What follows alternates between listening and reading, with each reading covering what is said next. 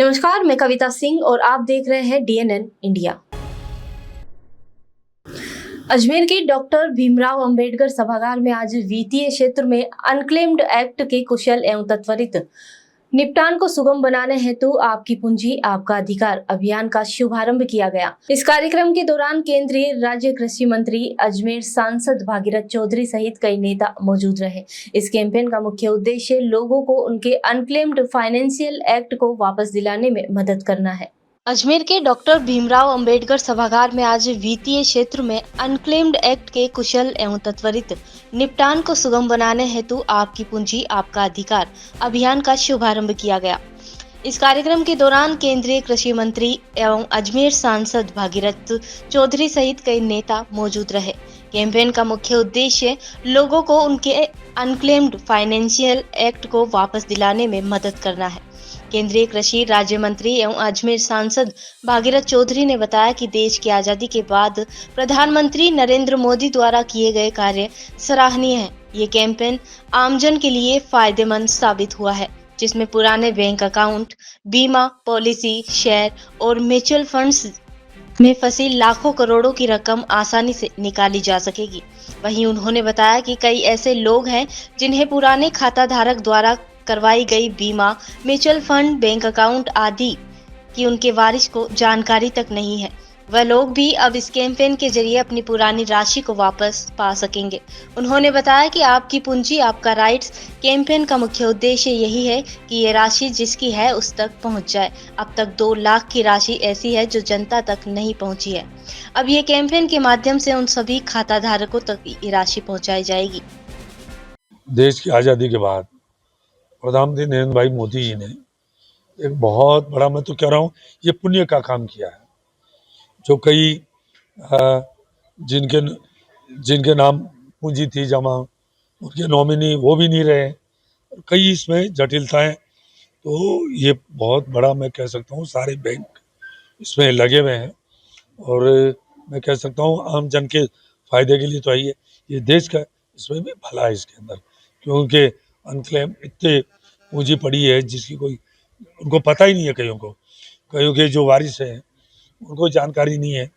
तो इस तरह के ये जो पहल की गई है, मैं कह सकता हूँ इस देश के लिए एक वरदान साबित होगी और जो वास्तव में जिनका हक है, जिनकी राशि है, उन तक ये राशि पहुँचने का एक बहुत बड़ा माध्यम होगा।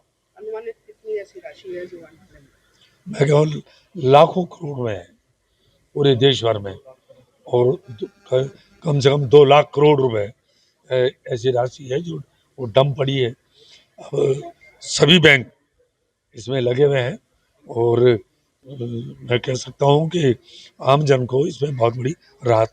अजमेर के महाराणा प्रताप नगर स्थित आर्यभट्ट कॉलेज में आज दीपावली फेस्ट इल्यूमिना 2025 का आयोजन उल्लास और उमंग के साथ किया गया। पूरे परिसर में दीपों की रोशनी और छात्रों के उत्साह ने माहौल को उत्सव में बना दिया। अजमेर के महाराणा प्रताप नगर स्थित आर्यभट्ट कॉलेज में आज दीपावली फेस्ट इल्यूमिना 2025 का आयोजन उल्लास और उमंग के साथ किया गया। पूरे परिसर में दीपों की रोशनी और छात्रों के उत्साह ने माहौल को उत्सवमय बना दिया। कार्यक्रम के दौरान फूड विदाउट फ्लेम, रंगोली, दिया डेकोरेशन, मेहंदी, रील मेकिंग एवं फोटोग्राफी जैसी विभिन्न प्रतियोगिताओं का आयोजन हुआ, जिसमें छात्रों ने अपनी कला और सृजनशीलता का शानदार प्रदर्शन किया। कॉलेज के प्रांगण रंग बिरंगी रंगोलियों और सजे हुए दियों से झिलमिला उठा। कार्यक्रम के अंत में विजेताओं को पुरस्कार और प्रमाण पत्र देकर उन्हें सम्मानित किया गया। वहीं कॉलेज के निदेशक डॉक्टर अमित शास्त्री और डॉक्टर रिद्धिमा शास्त्री ने कहा, हम अपने विद्यार्थियों की प्रतिभा, रचनात्मकता और टीम स्पिरिट को देखकर गर्व महसूस करते हैं।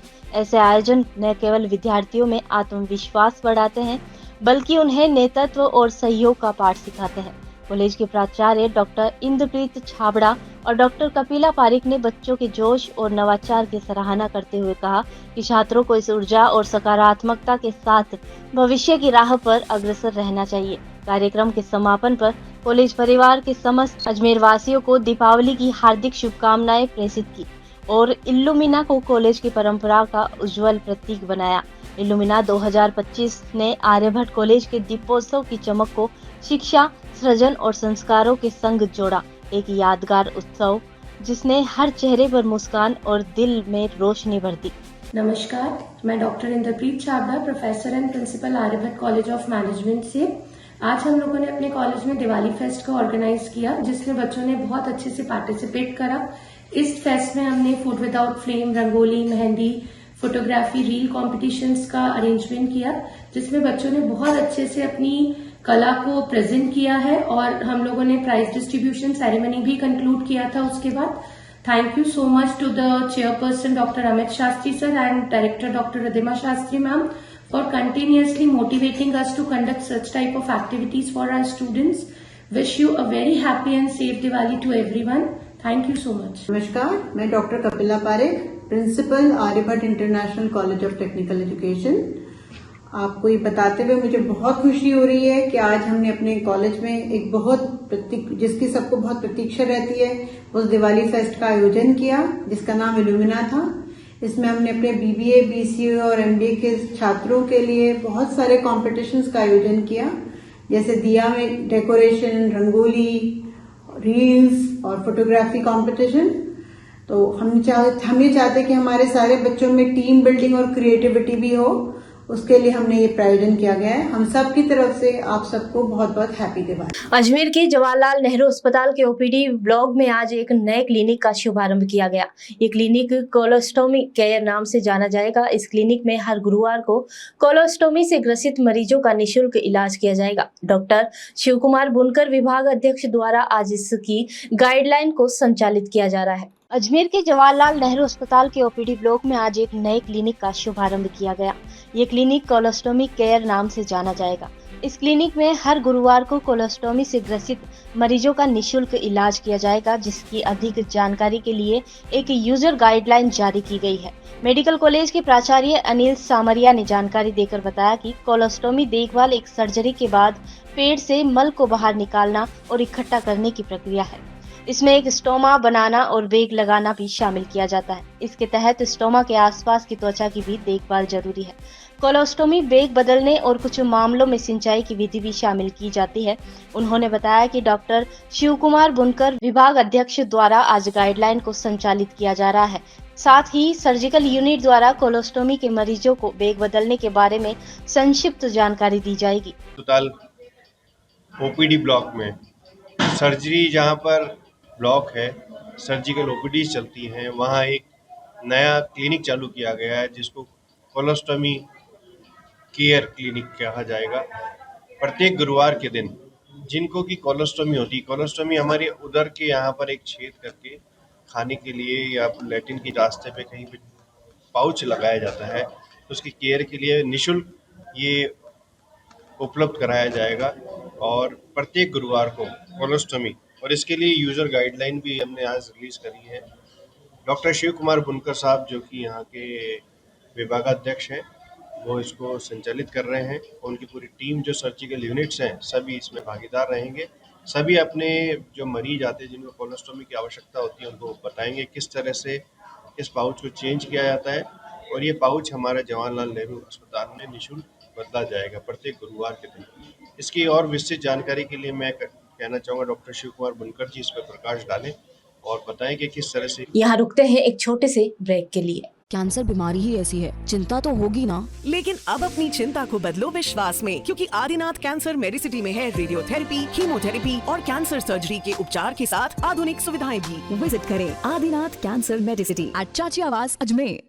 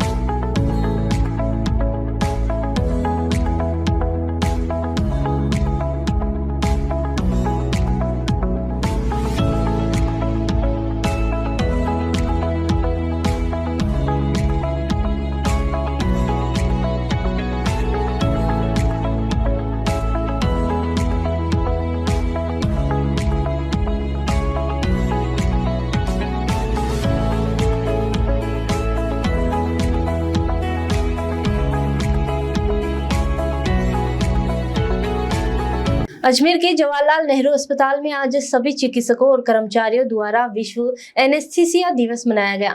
विश्व एनेस्थीसिया दिवस एक वैश्विक स्वास्थ्य सेवा कार्यक्रम है जो चिकित्सा एनेस्थीसिया के बारे में लोगों को जागरूकता बढ़ाने के लिए हर साल 16 अक्टूबर को मनाया जाता है। इसमें मरीजों को बिना किसी असुविधा के सर्जरी करने में मदद मिलती है। अजमेर के जवाहरलाल नेहरू अस्पताल में आज सभी चिकित्सकों और कर्मचारियों द्वारा विश्व एनेस्थीसिया दिवस मनाया गया। विश्व एनेस्थीसिया दिवस एक वैश्विक स्वास्थ्य सेवा कार्यक्रम है जो चिकित्सा में एनेस्थीसिया के महत्व के बारे में जागरूकता बढ़ाने के साथ हर साल 16 अक्टूबर को मनाया जाता है। इसमें मरीजों को बिना किसी असुविधा के सर्जरी करने में मदद मिलती है। मेडिकल कॉलेज के प्राचार्य अनिल सामरिया ने विश्व एनेस्थीसिया दिवस की शुभकामनाएं देते हुए बताया कि सर्जरी के पीछे एक अदृश्य हीरो छिपा होता है जो मानव सेवा के साथ उसे बचाने का भरसक प्रयास करता है। ये दिन एनेस्थीसिया पेशेवरों, जिन्हें अक्सर एनेस्थीसियोलॉजिस्ट के रूप में मरीज को बिना किसी असुविधा के सर्जरी करने में मदद करते हैं। उन्होंने बताया कि संपूर्ण दर्द भरी सर्जरी में महान सर्जन एनेस्थीसियोलॉजिस्ट की महत्वपूर्ण भूमिका होती है। आज विश्व एनेस्थीसिया दिवस मनाया जाता है, पूरे विश्व भर में इसको मनाया जाता है। विश्व एनेस्थीसिया दिवस इसलिए मनाया जाता है क्योंकि जो सर्जरीज होती हैं उसके पीछे का हीरो जो कि अदृश्य होता है, वो एक मानव सेवा कर रहा होता है, वो बचाने के लिए प्रयास करता है। और जो सर्जरी होती है वो भी दर्द से भरी होती है। उसको दर्द को दूर करने के लिए हमारे एनेस्थेटिस्ट प्रयासरत रहते हैं कि वो दर्द को महसूस नहीं होने दें सर्जरी के दौरान और उसके होने के पश्चात भी। तो एनेस्थीसिया वालों का एक बहुत ही बड़ा योगदान रहता है जो बैक सर्जरी के पीछे रहता है। सर्जन तो आगे रहते हैं लेकिन वो जो बेहोशी देते हैं, पेन से रिलीफ देते हैं, वो एक महान चिकित्सक एनेस्थेटिस्ट हैं जो इस क्रिया को क्रियान्वित कराते हैं। उनके बिना कोई भी सर्जरी पूर्ण नहीं हो सकती है। तो विश्व एनेस्थीसिया दिवस पर आपको हार्दिक शुभकामनाएं। और एनेस्थीसिया अगर हेल्थ इमरजेंसीज में काफ़ी रोल है आज के दिन में। जो हमारे मेडिकल आईसीयूज़ हैं, सर्जिकल आईसीयूज़ हैं, क्रिटिकल केयर आईसीयूज़ हैं, कार्डियक आईसीयूज़ हैं, इनमें भी बहुत क्रिटिकल रोल आजकल वो निभाते हैं। तो एनेस्थीसिया के काफ़ी अच्छे कार्य आप आज देखने को मिलेंगे। तो इस वर्ल्ड एनेस्थीसिया डे पर आप सभी को हार्दिक शुभकामनाएं, सभी चिकित्सक को, और उनको यही कामना ईश्वर करे कि शक्ति दे ताकि वो मरीजों को शीघ्र अपना ठीक होकर जा सके। इस शुभकामना के साथ जय हिंद। राजस्थान सरकार के निर्देशों के बावजूद भी राजस्व मंडल द्वारा 2 साल से डीपीसी प्रक्रिया को उलझा कर रखने के विरोध में आज राजस्थान पटवार संघ ने अपनी विभिन्न मांगों को लेकर 1 दिवसीय धरना प्रदर्शन किया। साथ ही अगर पटवार संघ की मांगों को जल्द पूरा नहीं किया गया तो लंबी लड़ाई लड़ने की चेतावनी दी। राजस्थान सरकार के निर्देशों के बावजूद भी राजस्व मंडल द्वारा 2 सालों से डीपीसी प्रक्रिया को उलझाकर रखने के विरोध में आज राजस्थान पटवार संघ ने अपनी विभिन्न मांगों को लेकर 1 दिवसीय धरना प्रदर्शन किया। साथ ही अगर पटवार संघ की मांगों को जल्द पूरा नहीं किया गया तो लंबी लड़ाई लड़ने की चेतावनी दी गई है। पटवार संघ के प्रदेश अध्यक्ष नरेंद्र कविया ने जानकारी देकर बताया कि मुख्यमंत्री भजनलाल सरकार के आने के बाद सभी कर्मचारी और अधिकारियों को समयबद्ध पदोन्नति के लिए कहा गया था। वहीं साल में 2 डीपीसी और पदोन्नति का आश्वासन भी दिया गया था। इसके बावजूद भी 2 साल गुजर जाने के बाद भी राजस्व मंडल द्वारा पिछले 2 सालों से राजस्थान पटवार संघ की डीपीसी प्रक्रिया को उलझाकर रख रखा है। उन्होंने बताया कि जब भी पटवार संघ ने इस विषय पर चर्चा की तब एक तारीख दे दी जाती है। इस प्रक्रिया को अब तक 1.5 साल पूरे हो चुके हैं लेकिन उनकी मांगों को अभी तक पूरा नहीं किया गया, जिससे परेशान होकर राजस्थान पटवार संघ ने आज विरोध प्रदर्शन किया है और साथ ही चेतावनी भी दी है कि अगर राजस्व मंडल द्वारा जल्द से जल्द उनकी मांगों को पूरा नहीं किया गया तो ये लड़ाई जारी रहेगी। अभी वर्तमान राज्य सरकार जब बहुमत के साथ में भजनलाल जी को मुख्यमंत्री बनाया, सुधांशु पंत साहब चीफ सेक्रेटरी बन के आए, तो आते ही सबसे पहले जनता के साथ साथ कर्मचारियों अधिकारियों को भी उन्होंने कहा कि आपको समयबद्ध पदोन्नति मिलेगी, आपके नौकरी है उसको अच्छी की जाएगी, पदोन्नति के अवसर बढ़ाए जाएंगे। और पदोन्नति के लिए उन्होंने व्यवस्था करी कि साल में 2 डीपीसी होंगी और समयबद्ध होगी। 2 साल लगभग 2 साल गुजर जाने के बावजूद सरकार ने निर्देश दे रखे हैं। हमारी जो भी मांगे उनके संदर्भ में हमेशा बोर्ड को लिखित में सरकार द्वारा मंजूरी दी हुई है। उसके बावजूद पिछले 2 साल से राजस्व मंडल हमारी डीपीसी प्रक्रिया उलझा के रख रखी है, बाकी रख रखी है। हम जब भी आते हैं, हमारे रजिस्ट्रार साहब, हमारे चेयरमैन साहब 2-2 घंटे हमारे साथ वार्तालाप करते हैं और हमें एक दिन तय कर देते हैं कि 15 दिन बाद में ये डीपीसी हो जाएगी। ऐसे करते करते 1.5 साल गुजर गया, आज तक कोई डीपीसी नहीं हुई। हमें मजबूर होके, क्योंकि गिरदावरी का समय चल रहा था, हमने सरकार को चेताया, हमने राजस्व मंडल को चेताया कि हम काम बंद नहीं करना चाहते। आप कह दोगे कि किसानों का काम बंद हो रहा है, किसानों की खरीद फरोख्त बंद हो जाएगी। इसके बाद में हमने खूब सारे ज्ञापन दिए, खूब सब बार मिलके कहा है, लेकिन सरकार के कान तक जू नहीं रहेगा। राजस्व मंडल के अधिकारी बुला लेते हैं और पर्दे के पीछे गंदा खेल खेलते हैं। कुछ लोग बाग आते हैं जिनका खुद का निजी लाभ होता है, उनसे मिल लेते हैं और हमारे काम पदोन्नति के अटका देते हैं।